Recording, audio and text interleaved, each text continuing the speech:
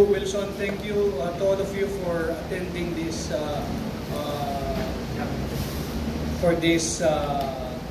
forum organized by Wilson. Not much of an opening statement, but rather I'm just happy to see most familiar faces again. And yes, I am ready to exchange my views with yours.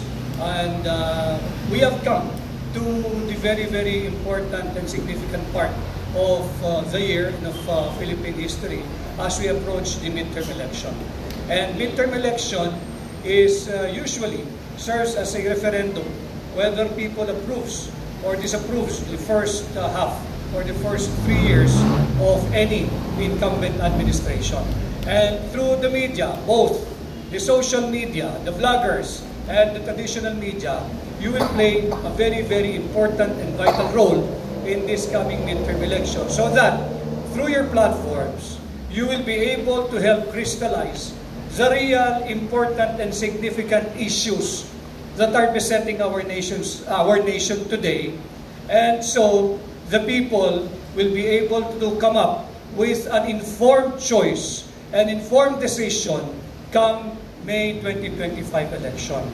Importanteng nagkakaunawaan tayo because I think all of us are aware in this forum, and maybe most those who are in the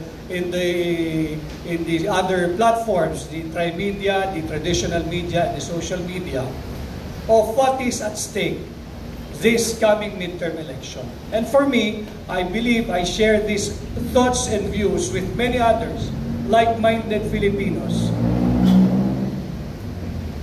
that it is important we put in good people in all available elective positions that will be at stake this midterm election. Because if not, I fear that if there will be not enough principled, credible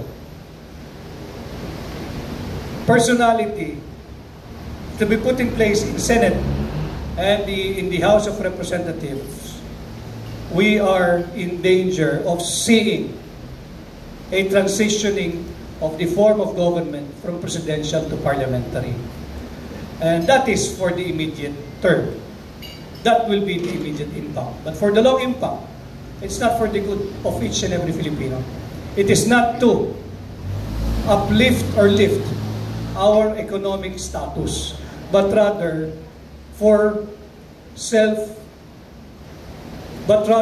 perpetuity, political perpetuity being pushed by several interest groups and a handful of political families.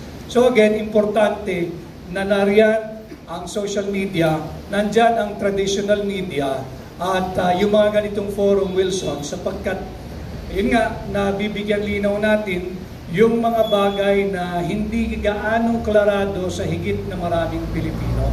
And it is our duty na tayo yung mga exposed sa kaganapan. It is our duty.